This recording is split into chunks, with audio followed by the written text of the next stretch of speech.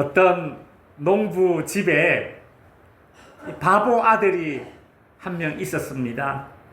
하루는 아버지가 얘야 저기 황소를 몰고 나가서 저기 언덕배기에 있는 밭에 쟁기질 좀 하고 오너라. 예 아버지. 아버지는 다음날 이제 밭에 가서 쟁기질 한 걸 보고 깜짝 놀랐습니다. 그 바보 아들이 쟁기질을 이렇게 해놨어요. 대충 어떻게 해놨는지 아시겠죠? 그냥 막 이렇게 중구난방으로 해놓은 거예요. 그 아버지가 아이고 이놈아 도대체 밭을 쟁기질을 이렇게 해놨냐?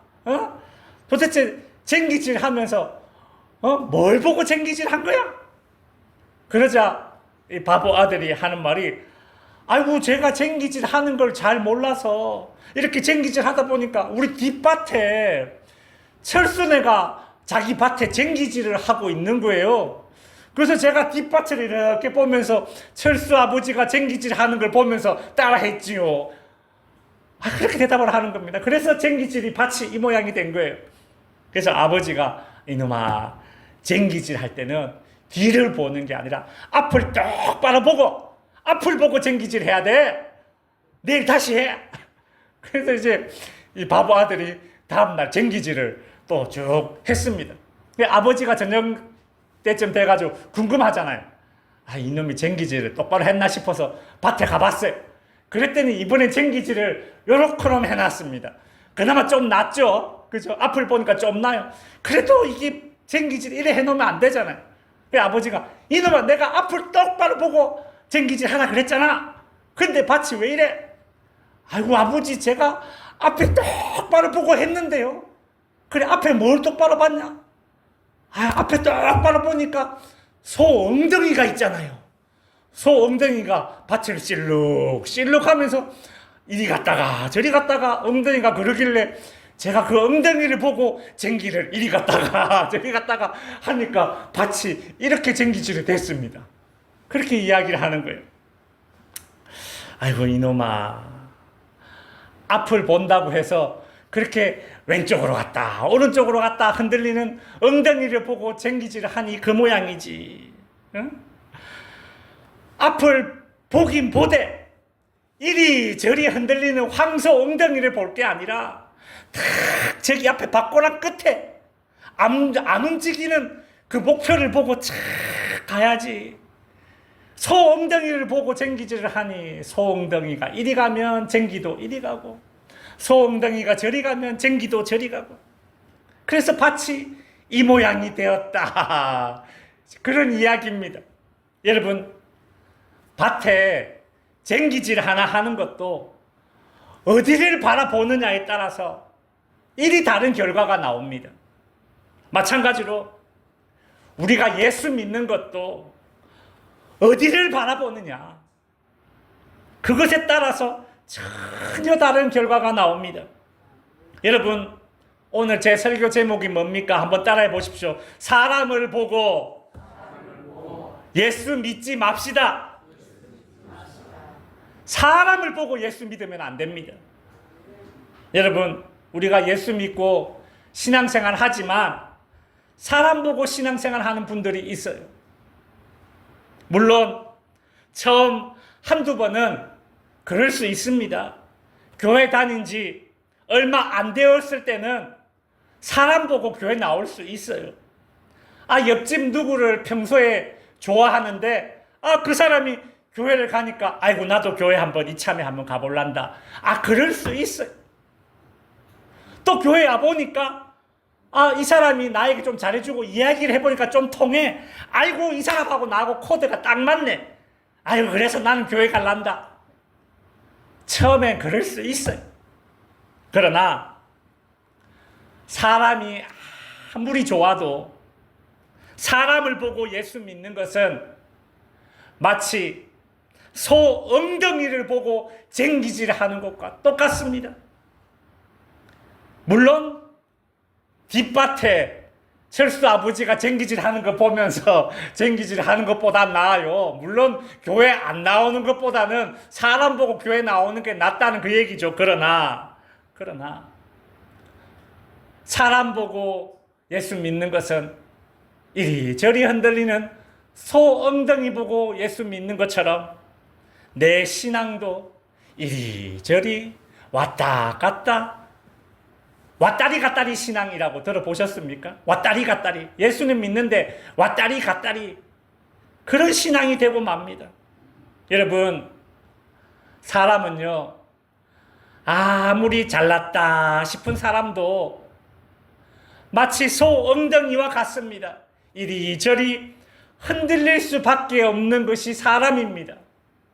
그러니 우리는 사람 때문에 예수 믿는 사람들이 되어서는 안 되는 겁니다. 서울에 한 큰 교회 목사님이 겪었던 이야기인데요. 자기 교회 어떤 권사님이 일평생 교회 잘 다니셨던 분이신데 마지막 임종 직전에 이제 임종 예배를 드리러 갔습니다. 자녀들이 옆에서 임종을 지키고 있습니다. 그 목사님이 가서 임종 예배를 드리는데 글쎄 이 권사님이 의식이 왔다 갔다 하시는데 근데 의식이 잠깐 돌아왔을 때 자녀들에게 이런 말을 하더래요. 야야, 너희들은 교회 가지 마라. 내가 일평생 교회 다녔지만 예수가 어디 있노?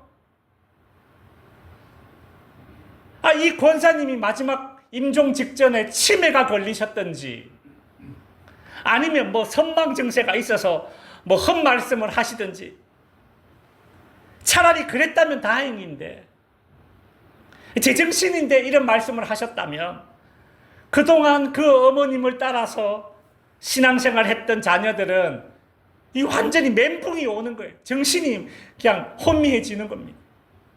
평소에 그 권사님을 존경하고 따랐던 교회 성도님들이 그 이야기를 들으면 얼마나 혼란스럽겠습니까? 아이고 저 권사님이 나를 교회로 인도했는데 그 권사님이 죽기 전에 야야 교회 가지 마라 예수가 어딨노 하고 죽었단다. 그 말을 들었다면 그 사람이 얼마나 마음이 이게 혼란스럽겠어요. 여러분, 어떤 훌륭한 사람이 내 인생의 롤모델이 될 수 있습니다.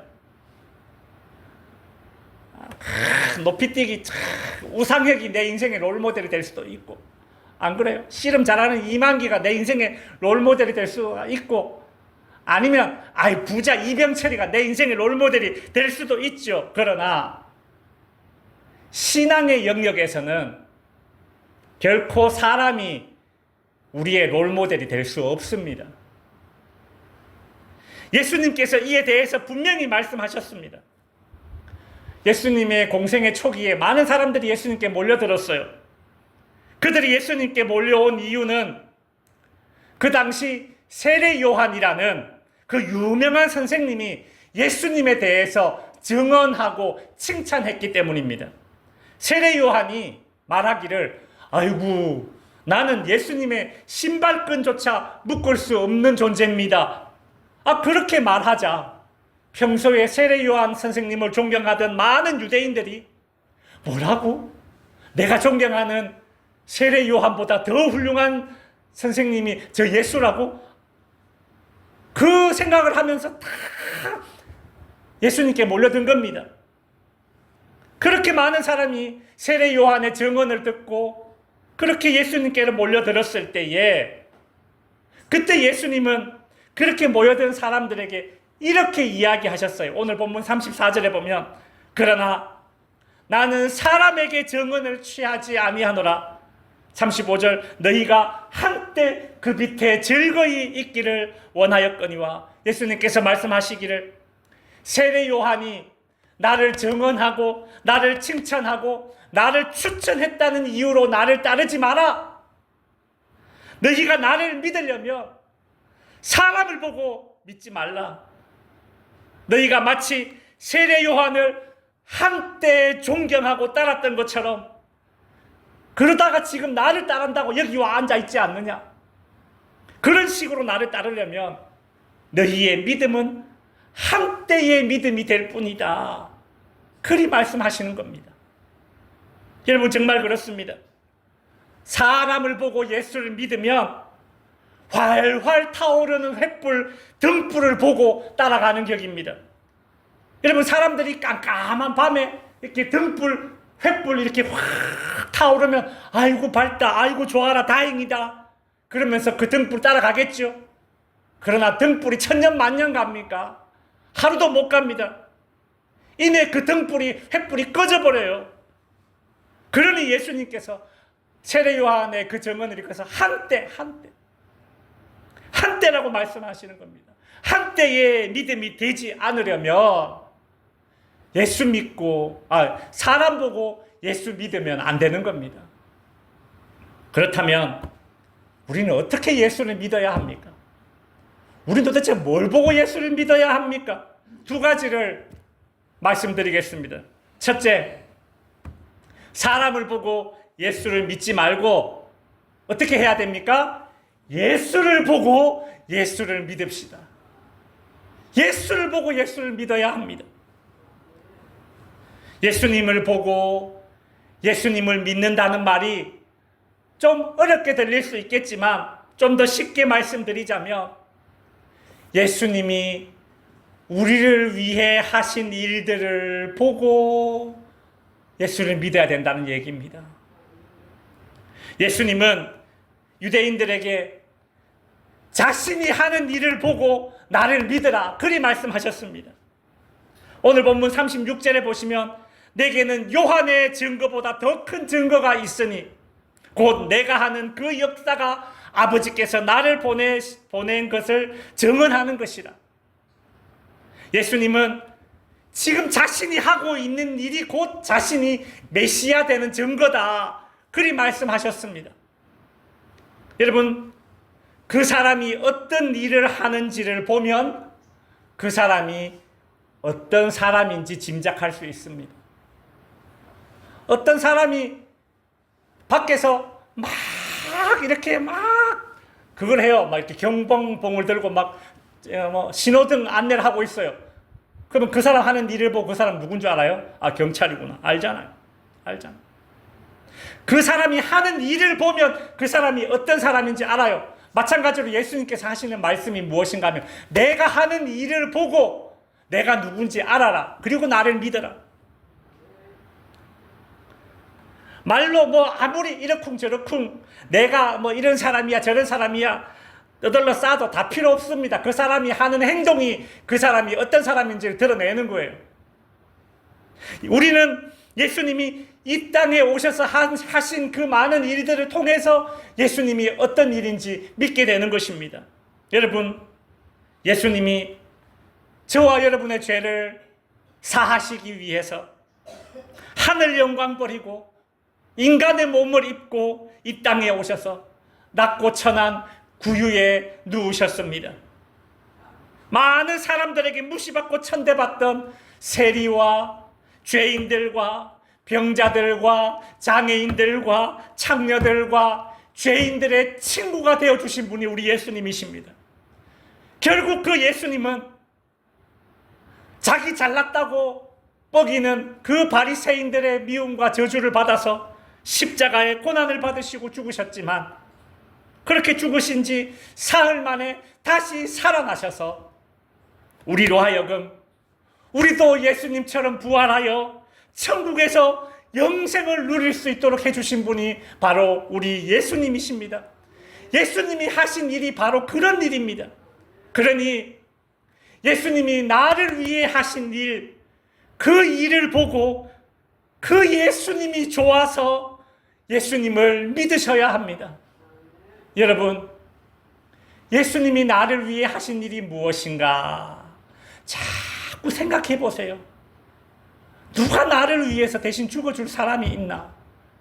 내 죄를 대신해서 예수님이 죽으셨다는데 이 세상에 누가 나를 위해 죽을 수 있는, 누가 나를 그만큼 사랑해 주시는 분이 어디 있나? 그 예수님을 자꾸 예수님께서 나를 위해 하신 일을 자꾸 생각해 보세요. 머릿속으로. 여러분, 예수님이 나를 위해 하신 일을 생각하면 예수님께 정이 듭니다. 정이 듭니다. 여러분 안 그렇습니까? 정들고 사는 게 뭡니까? 아이고 투닥투닥거리고 싸울 때 있고 나하고 생각 의견 일치 안 될 때 있고 그렇지만 아이고 그래도 저 사람이 나를 위해 이렇게 헌신하고 수고해 준 일이 얼마나 많은데 생각하면 내가 고집 부리던 거 내려놓게 되고 그래도 나만큼 저 사람만큼 나를 위해 주는 사람이 어디 있나 그게 정대로 사는 거 아닙니까? 그렇게 좋아지는 거죠. 우리가 예수님을 믿는 것도 예수님께 정들어서 예수님이 좋아져서 예수님 믿어야 되는 거예요. 예수님께서 나를 위해 하신 일을 묵상하다 보면 예수님께 정이 들게 되고 그 예수님께 정이 들어서 나도 예수님을 사랑하게 되고 그렇게 예수님이 좋아져서 예수님을 믿어야 되는 겁니다. 사람 보고 예수님 믿는 거 아니에요. 사람 보고 예수를 믿으면 대부분은 한때의 믿음으로 그치게 되고 결국 예수를 못 믿게 되는 그런 결국을 맞이하게 되는 꼴을 제가 많이 봤습니다.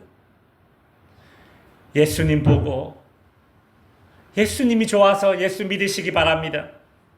우리는 어떻게 예수를 믿어야 합니까? 두 번째로 사람을 보고 예수를 믿지 말고 어떻게 믿어요? 성경을 보고 예수를 믿으셔야 합니다.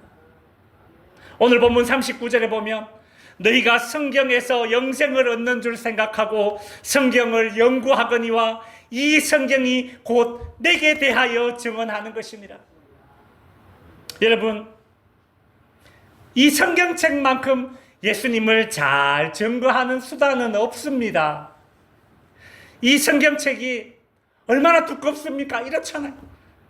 근데 실은 이 성경책은 딱 세 가지로 압축할 수 있습니다. 구약 성경은 메시아가 오신다, 구세주가 오신다, 그걸 예언하고 있는 게 구약 성경이에요. 신약 성경은 메시아가 오셨다, 구세주가 나셨다, 그분이 바로 예수다, 그걸 알려주는 게 신약 성경이에요. 마지막 요한계시록은 뭐냐? 그 예수님이 다시 오신다, 다시 오신다, 재림을 예언하는 책이 바로 요한계시록입니다. 그러니까 이 두꺼운 성경책이 죄다 예수님에 대해서 얘기하고 있는 겁니다. 그러니 성경을 통해서 예수를 믿으셔야 합니다.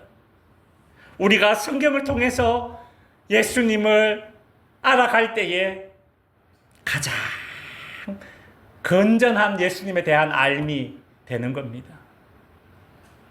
성경을 보고 예수를 믿어야 합니다 라고 하니까 아이고 목사님 난 나이가 들어가지고 이제 눈도 막 침침하게 나쁘고 책 보기도 힘든데 성경을 보고 예수를 믿으라고 하니 난 책 보기가 힘든데 아이고 나는 예수 못 믿겠네. 어떤 할머니는 이런 말씀을 하셨어요. 저에게 아이고 나는 아는 게 없어서 교회를 못 갑니다. 아는 게 없어서 교회를 못 갑니다. 그렇게 말씀하세요. 성경을 보고 예수를 믿어야 한다라는 이 말은 성경책을 무슨 영어책, 수학책 공부하듯이 막 그렇게 공부해가지고 믿어라 그 얘기가 아닙니다. 유대인들만큼 성경책을 열심히 공부한 사람들이 없습니다. 그럼에도 불구하고 성경이 증거하는 예수님이 이 땅에 오셨을 때에 그 예수님을 부인하고 배척했던 사람들이 유대인들입니다. 왜 그랬습니까? 그 이유는 오늘 본문 42절에 이렇게 이야기하고 있어요. 다만 하나님을 사랑하는 것이 너희 속에 없음을 알았노라. 여러분, 성경을 읽을 때에 한 장을 읽어도 한 줄을 읽어도 하나님 사랑하는 마음으로 성경을 읽고 하나님 사랑하는 마음으로 성경을 지금 이렇게 풀어서 가르치는 이 설교를 하나님 사랑하는 마음으로 들으셔야 합니다. 나는 나이가 많고 눈이 나빠서 혹은 아는 게 없어서 손주를 사랑하지 못합니다. 이렇게 말하는 할머니 할아버지 보셨어요? 나는 눈이 나빠서 나는 아는 게 없어서 사랑 못합니다. 이렇게 말하는 사람 천지에 없잖아요. 사랑하는 건 나이가 많아도 눈이 나빠도 눈이 좋아도 이런 거 상관없이 사랑은 다 할 수 있는 거예요. 우리가 하나님의 말씀과 성경을 그렇게 좀 사랑해야 된다라는 거예요. 그 하나님의 말씀이 증언되는 그 예수를 보고 듣고 비로소 우리는 예수를 바르게 믿게 되는 것입니다. 이제 말씀을 정리하겠습니다. 바로 알고 바로 믿는 믿음만이 우리를 영생으로 인도합니다. 그렇기 때문에 더더욱 우리는 사람의 증거가 아니라 예수님을 보고 성경을 보고 예수님이 좋아서 예수님을 믿어야 하는 겁니다. 성도 여러분, 사람의 증언은 불완전합니다. 사람 보고 신앙생활 하는 것은 뿌리 없는 식물과도 같습니다. 꽃다발이 아무리 화려하고 이뻐도 뿌리가 없기 때문에 이내 시들고 버리고 아무것도 안 해. 그거 뭐예요? 한때의 아름다움, 꽃다발. 뿌리가 없잖아요. 사람 보고 예수 믿는 게 그와 같아요. 한때의 믿음. 한때의 믿음. 그러니 사람 볼 것이 아니라 예수님 보고 성경 보고 예수 믿어야 됩니다. 우리의 믿음이 사람을 보고 믿는 한때의 믿음이 아니라 예수님을 보고 예수님이 좋아서 예수님을 믿어야 하고 예수님에 대해서 가장 잘 보여주는 성경을 보고 예수를 믿어야 합니다. 하나님을 사랑하는 우리의 마음, 그 마음을 가지고 성경을 읽고 설교를 들어야 돼요. 그러면 하나님 사랑합니다. 하나님 감사합니다. 라는 마음을 가지고 예배 시간에 설교를 들을 때마다 저와 여러분의 예수님에 대한 알문, 영생을 가져다 주는, 구원을 가져다 주는 그런 믿음이 될 줄로 믿습니다. 기도하겠습니다. 하나님 아버지,